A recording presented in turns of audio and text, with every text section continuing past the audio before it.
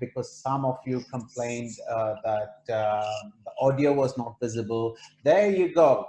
Uh, it is such a privilege, Ms. Dr. Rao, to have you with us. I'm honored and very humbled to be in your presence. I don't know whether you know Dr. Rao. Many people, thousands of people call you the father of the HR in India. So it is truly very humbling, very honored, and it's such a privilege to have you with us, Dr. Rao. Thank you. Thank you very much, Sridhar. How much time do I have? You Dr. scheduled Rao, 20 minutes. So. how can I say that, Dr. Rao? I'm very sorry that it sort of spilled No. over. The agenda is a bit skewed. Apologies. Sridhar, actually, even if I don't have any time, it's fine because I think John has done a marvelous job of almost taking out whatever I wanted to say. Probably in a different way, except using the term strategy. He has used enough of the term work, but I think he spoke my heart and my soul. Excellent. So I frankly would only be saying whatever he has said in the way we are thinking in India for the last 45 years, and particularly today when the COVID pandemic is going on. I go back to 1974 when we were asked by a Larsen & Toubro to examine the performance appraisal system, and we first coined the term Human Resource Development Department, and the purpose was to create happiness at work. 1974. We said the personnel department is creating pain, so we need a new department to look after people. That is the Human Resource Development Department, whose job is to build competencies, build commitment, which is motivation, and build culture. Partly, I think John talked about it. The answer Steve Jobs gave in 1997 was building leadership, culture, using talent and things like that. And this is what we envisaged almost in 1974. But it has taken even after 45 years, we have not come anywhere here. COVID-19 has pushed us to think about this a little more. Now, you used the term strategy, and I accepted that when you asked me to talk on that. Frankly, I believe all that John has talked about is nothing but strategy, except that we don't use the term strategy. We use the term, the role of HR. For me, I start with a question: what is the purpose of life? What is the purpose of life? Now, there can be different responses. Somebody will say, the purpose of life is to be happy. Somebody else will say, the purpose of life is to discover your talent and apply it to make others happy. And in the process, you also become happy. That is much better kind of a definition.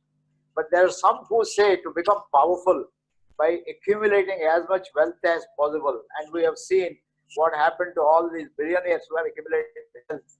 They're never happy, and some of them have said their life is to accumulate more wealth.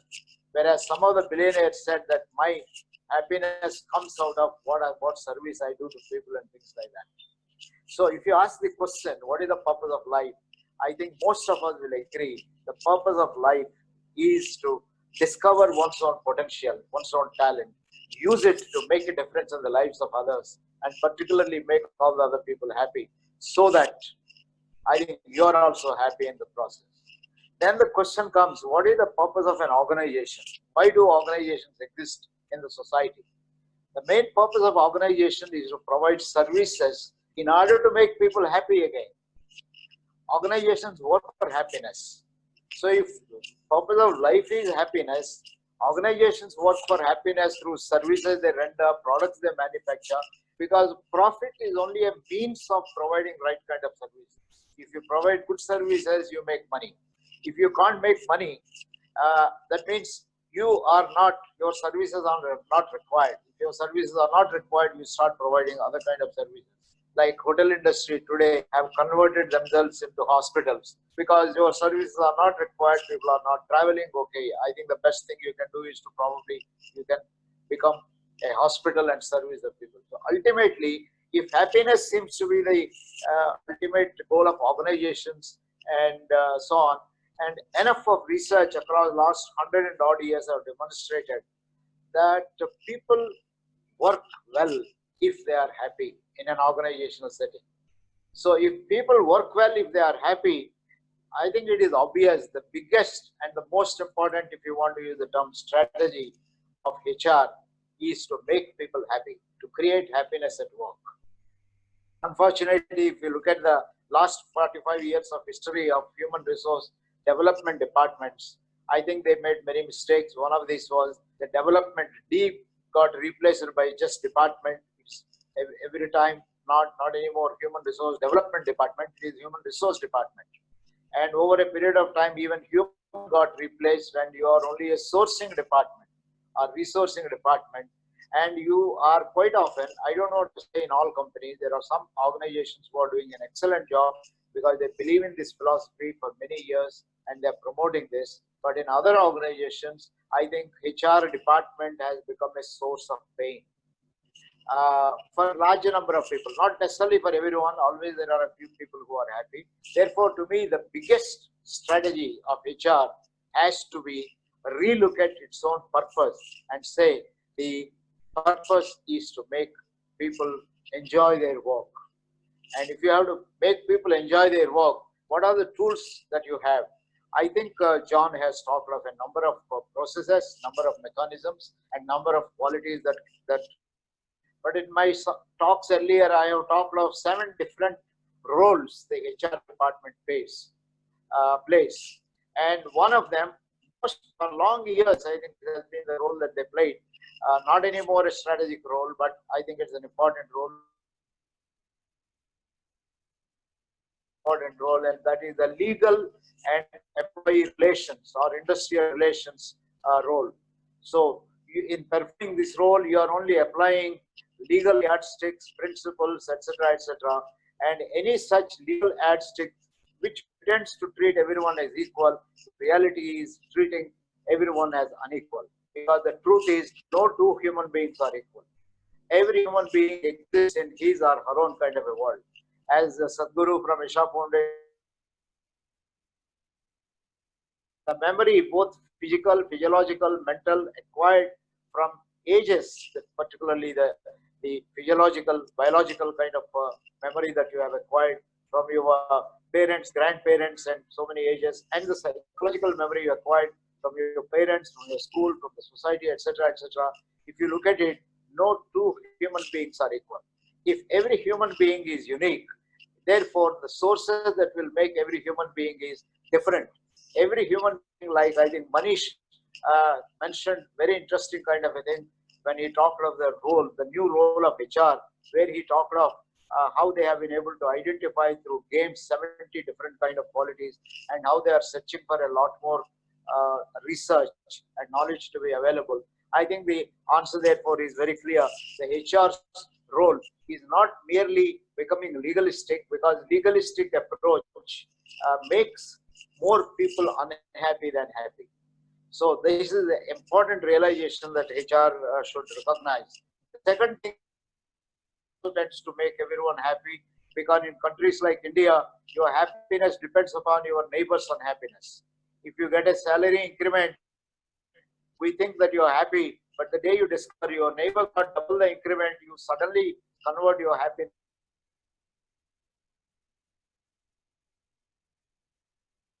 through administrative roles and distribution of favors, promotions, etc., etc. You're going to make people happy. I think this is a myth. This is an important thing that we need to realize. Administrative role of HR has created more of unhappiness.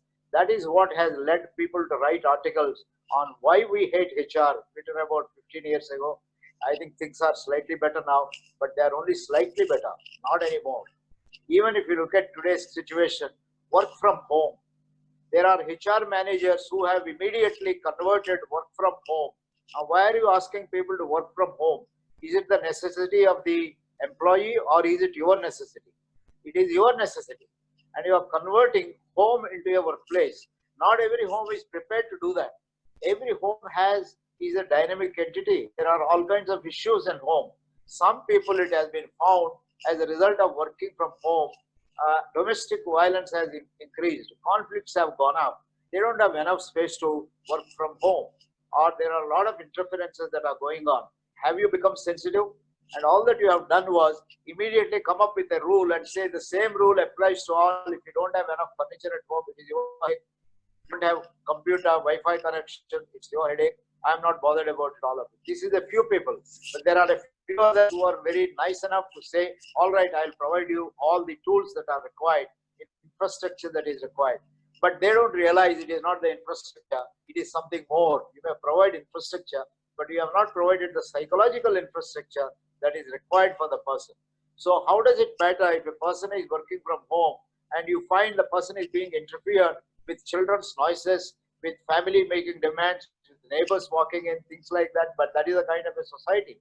So when you have converted home into an office, what is it that you have done as a HR manager to understand this and to say, earlier I treated you as a 9 to 5 worker, now you are not 9 to 5, you are 24 hours, your home has become my office, therefore I have responsibility to what I think John has said, to be compassionate, to have courtesy, to be altruistic, and to look at happiness of the person and so on. This is the strategy. To me, these are all very important kind of strategic variables. So slowly, I think HR people are realizing, and I don't want to say everyone is realizing, the most important strategy for every HR person is to realize that every human being is different, and you are there to service people, to help them to discover their talent, discover and use the talent for things that are useful to the organization. If they have a talent which is not useful currently for the organization, have tolerance, encourage the person to continue to discover more talent, change your entire organizational setup, increase versatility, have job rotation, think of alternative mechanisms. For example, it is very easy to throw out 1,000 people because you have run out of business. But before you throwing them out, have you thought of calling these 1,000, explaining to them the kind of a situation that you are facing, and ask them, what is it?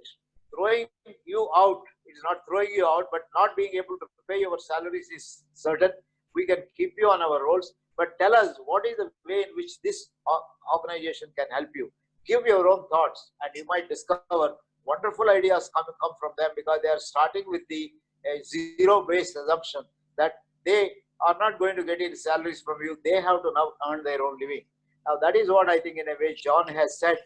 Every person wants to be treated like central. That is a very important kind of psychology. Everyone wants to have his or her own kind of an identity. If that is the kind of a thing, what is it that HR is doing? Are you therefore only looking at their administrative role, or are you looking at simply a technology role, and so on? I have emphasized 3 important strategies for HR people in future to look at. Strategy number 1, focus on development and development and development. Constantly help people to discover, create opportunities for them to discover new talent. If your organization cannot create opportunities, help them to find out other kind of opportunities. So you as a HR person cannot say, my job is to only limit myself to look at your life in the organization. I should look at you and your life as a human being, and the society as a large platform. I mean, this requires a phenomenally large-heartedness on the part of HR people. They can't anymore think organizations are constraints. They should think organizations are opportunities. If organizations can't provide opportunity, the society is at large is there. And I, as a HR person, look at you as an individual. This is what, if some of those who have read our original consulting report with Larsen and Toubro, we have said the job of HR is to develop every individual as an individual. Number 1, develop individual as an individual. Number 2, develop the individual in relation to his role. Number 3, help him to develop or her to develop the role. Number 3, number 4, work as a team member. Number 5, develop the organization. These are the kind of a thing we have said. So you can't just say as a HR person, my job is to achieve only the monthly target, weekly target, quarterly target by using glorious terms like aligning your KPIs to the organizational goals and things like that. I think you should go beyond. And COVID-19 COVID has demonstrated the life it treats you all equal. COVID-19 has demonstrated it does not differentiate between a rich man or a poor man, a prime minister of a country or a president of a nation, or a messenger or a lift operator in a small place, daily wage laborer and so on. If any, some of these daily wage laborers have demonstrated phenomenal amount of talent, and I keep saying this, if a daily wage laborer in India, when we announced in lockdown, were able to walk 500 to 1500 kilometers carrying their kith and kin and indicate phenomenal amount of resilience, stamina, determination.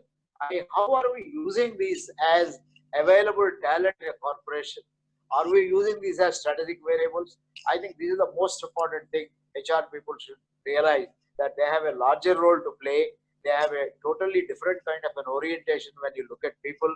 Treat human beings as human beings, not merely as a resource, as an unlimited talent, unlimited resource. And that's where we came up with a new term about 5 years ago, thanks to Sadhguru of Isha Foundation. He said, do not say human is a resource, say human is a possibility. I say human is not a resource, but an unlimited resource, and more than a resource, it's a phenomenal amount of possibility. Every human being can make many things happen. Today we talk of artificial intelligence, we talk of machine learning, we talk of all these. Who invented this? It is a human being who invented all these. You have invented technology and you are the source of all these. So if you have invented technology, do you want to use technology to create unhappiness in the lives of people, or do you want to use it for creating happiness? That is where the role of HR comes into picture.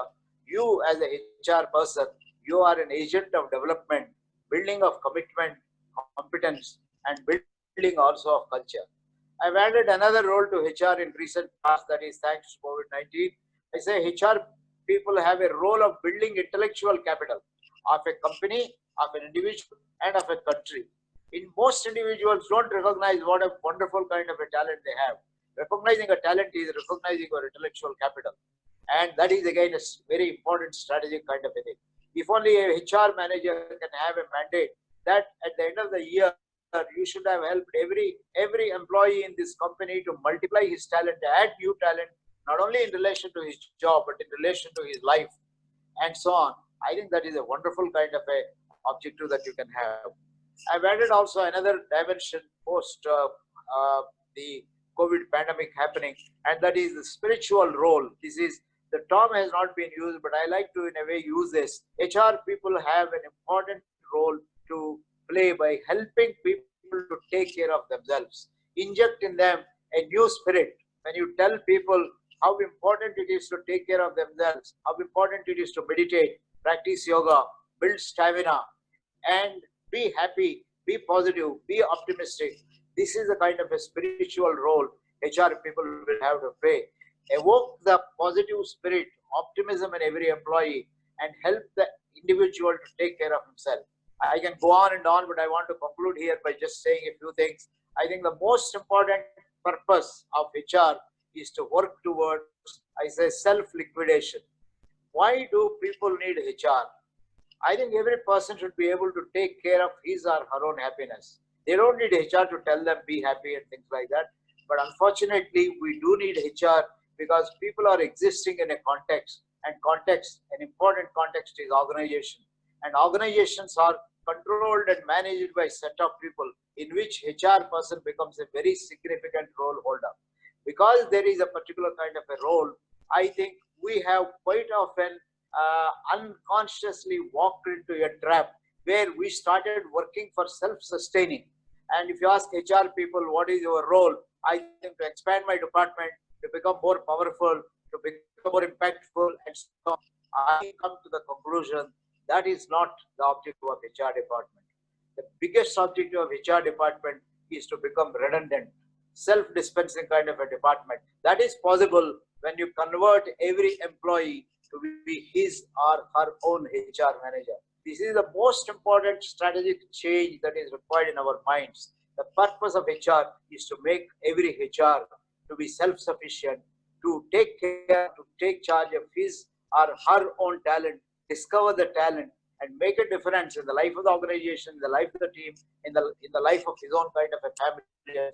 I think this is the greatest thing that we would achieve when HR matures to a level where HR is not needed. This is the most important strategic move that is required, so that people discover themselves as possibilities, derive a lot of happiness out of whatever they are doing, using organizations as platforms. If organizations are not helping them to be platforms, using the life itself as a platform and so on. So that is the biggest strategy. That is when people start enjoying every moment they live, because every moment is a choicest moment. You are learning, you are discovering, you are multiplying your resources, and you are becoming a very, very happy individual. Because as John has observed, happiness comes from within. And if happiness has to come from within, HR people can be phenomenal kind of instruments. And I put HR people, I mean those HR people who are mature and who can understand this, above the medical professionals. Today in pandemic, uh, corona pandemic, people are saying these are the medical professionals who are helping us. Now you can see the mortality rate has become higher. If you look at every other day, you keep hearing how some of the doctors are dying, some of the health workers are dying, all those who are in touch with people, they are running a very high risk. So putting themselves at risk, many of these health professionals are saving the lives of people. Now I tell HR guys, what a wonderful thing God has done to you by calling you as a HR manager. You are, as a HR manager, there also to save the lives of people.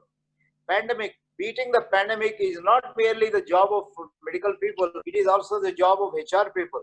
In fact, I kept saying 6 months ago, I wish every country recognized that the way to deal with this pandemic is HR way. HR way means educate people. It took a long time for us.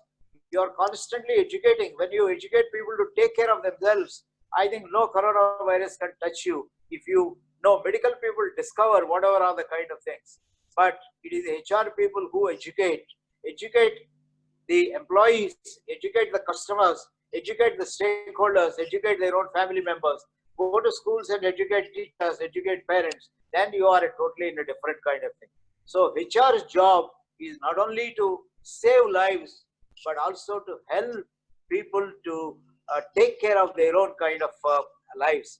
So we keep saying that you are not only helping people to save lives, but you are also creating livelihoods of people. And that is possible when you start looking at people as phenomenally talented people. You respect people, and you don't look at people as he is a CEO, therefore he can do anything. He is only a daily wage laborer, he can't do anything. I think that is utter nonsense. I think today's daily wage laborer can become tomorrow's CEO. If you have that orientation, you will create circumstances where every human being becomes his own kind of a CEO. This is the best strategy that you can employ in current kind of a times. Thank you very much, Sridhar and Helen and your team, for giving me this little opportunity to share my thoughts. These are my thoughts, and I think I was so excited to hear John and also Manish Kumar. We are thinking more or less in similar ways, except that I have expanded the whole idea of the strategy to include all that they have said. So strategy is the spirit. Thank you, Sridhar. Thank you very much, Dr. Rao. It's such a pleasure and honor and a privilege to have you with us. I just want, there are so many questions, but I have, if you will allow me, I'll just ask one question, one observation, if you don't mind. I mean, it is, to me, gives me a lot of opportunity to think about what you just said. The individual purpose or the core purpose of HR going forward is to look for ways in which it can self-destruct. That's a disruptive statement, and that I can only expect from Dr. Rao in this place. So that gives me an opportunity to learn, to think, and every person is a CEO. That's the other thing that you said, and that's again opens my mind to start thinking that everybody is empowered. You spent a lot of time talking about the laborers, which many of us have not, except to start talking about migrant workers' plight. But you started talking about their skills, their talent, which again is a very fresh perspective for me. Thank you so much for all of these. I just have a couple of questions, if you don't mind, Sure. again. Sorry to have kept you. Sorry to have delayed you by about 5 or 10 minutes. But there is one. There are many, but one in particular. Um, I'm sure you have answered this. I know that you have answered, but how long do you think the HR strategy will work perfectly? Number one. Number two is, what's the average standard duration for such strategies? Like, I create a strategy, and how long do you think it'll work? And number two, how long it will take for me to create the strategy, and how long it will work? And I guess that's the question. 1974, when we started HRD department, I think we had to say that this department has to be stabilized. It took five and odd years for us to realize the purpose of HRD is to self-liquidate. It should come to a level where everyone should become. But it had taken 45 years even to talk about this and get people to understand. But pandemic helps us because pandemic has brought everyone to the same level. We are all at the same level. But even this pandemic, there are many people who are still talking of caste system in terms of how do I create more jobs in my own organization? How can I handle promotions? How can I, okay? So even here, I think maybe hopefully in the next 6 months, everyone will come to the same level. And if you understand the philosophy that I have talked of, maybe it will take another 10 years, 15 years, 20 years, maybe 2 decades. I think a decade may be a little ambitious, 2 decades. Now, why? Because we have to unlearn a lot of things. 80 to 90% of HR people will have to unlearn many things that they have learned. And we have to create a new profession. And towards this end, I created a new mechanism. I have said, if most HR people can't do, and they are still wanting high salaries, they're wanting big positions, let us create a new cadre whom I call as human possibility volunteers. And they exist in a country like India. Get 10,000 rupees. This is what a company is willing to pay, 10,000 a month. And all that you need is 1.5 lakhs in a year. You are a volunteer. You are a spiritual guru. Your job is, you have no KRAs, you have no tasks, no targets. You just go around helping people to discover the talent in them. So you are a barefoot coach. You are just available there. You are a spiritual guru. Now, if this can catch up and if this can take, maybe in a period of 10 years, but 10 years may be ambitious. Somebody like Sadhguru created Isha Foundation, which is doing wonderful work almost about 25 years ago. But he has 9 million volunteers. With 9 million volunteers, such a rich kind of a thing, still he is struggling to get rally for rivers and so on. So it has taken a long time. But I'm not worried about the time. I think we have to start. Better start now than to keep on waiting for it. Don't worry. Future will take care of itself. I think, Dr. Rao, with your under your leadership, I would certainly say most of us will be more than willing to start and continue this journey. Thank you so much. You have written so many books, and probably you have lost count. But I have a question. What's going to be your next book, Dr. Rao? Well, I have actually stopped writing books after writing 60 books. I prefer now to go in front of my computer and speak. And that is how I started a YouTube channel. Most of my thoughts, if I have a thought in the morning, in the afternoon, you can find a 2 or a 5-minute kind of a video and so on. So I keep telling people, if you want to put all my videos together and you want to write a book, I will always be there to write a foreword or a preface. That's so kind of you, Dr. Rao. Appreciate, again, I'm very humbled to be in your presence, Dr. Rao. I'm very honored for having been part of our event. It's such a privilege, and you have, this has been, I know I wrote to you a long email, but I just want to have the opportunity to express. Obviously, it happens. You don't know me, but I know a lot about you and of you. So thank you, appreciate. I must thank Dr. Mander for making this happen. I must thank you for agreeing to be part of our small offering, our first baby step that we are taking. This is our first virtual conference. So I've got great people like you to have had the blessings of, and I do hope to continue to earn your blessings in the future, hopefully, Dr. Rao. You have a very impressive lineup and all the best. And thank you very much for giving me this opportunity to share with Not you. at all. Thank you. Thank The you. honor is Thank you. mine. Thank you so much, Dr. Rao.